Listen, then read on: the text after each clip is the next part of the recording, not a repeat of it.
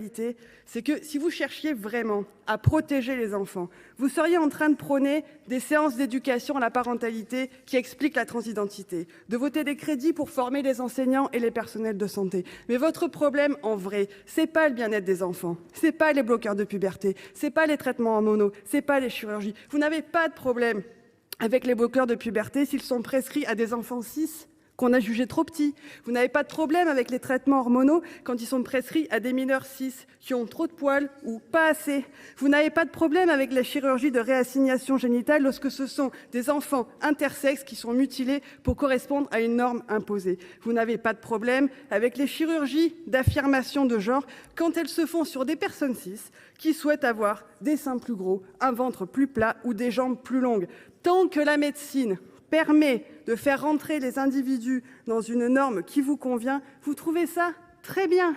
Mais si elle permet à des gens de vivre libres, heureux, en étant ni cisgenre, ni hétéro, ni binaire, alors là, oui, vous ne pouvez pas le supporter. Ce qui nous amène au vrai problème que vous avez, c'est que les personnes trans existent et que vous ne pouvez rien pour l'empêcher et qu'aucune loi ne pourra le faire.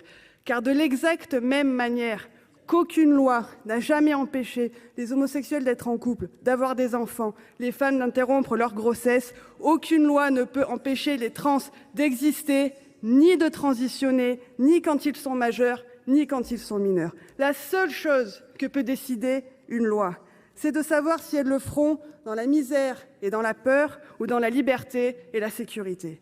Et c'est là, Madame Eustache-Brinio, la différence fondamentale entre vous et moi, la plus grande sans doute de toutes nos différences, au-delà même de nos positions politiques, de nos valeurs et de nos idées, c'est que moi, je n'irai jamais déposer une proposition de loi pour porter atteinte à vos droits fondamentaux, ni à ceux de quiconque au demeurant. C'est que nous, les féministes, les humanistes, les personnes LGBT, nous ne sommes jamais allés et nous n'irons jamais marcher contre vos droits, contre celui que vous avez de vous marier avec qui vous voulez, d'avoir des enfants avec un homme, d'être reconnue comme fille, puis comme femme, jamais. Et j'irai même plus loin.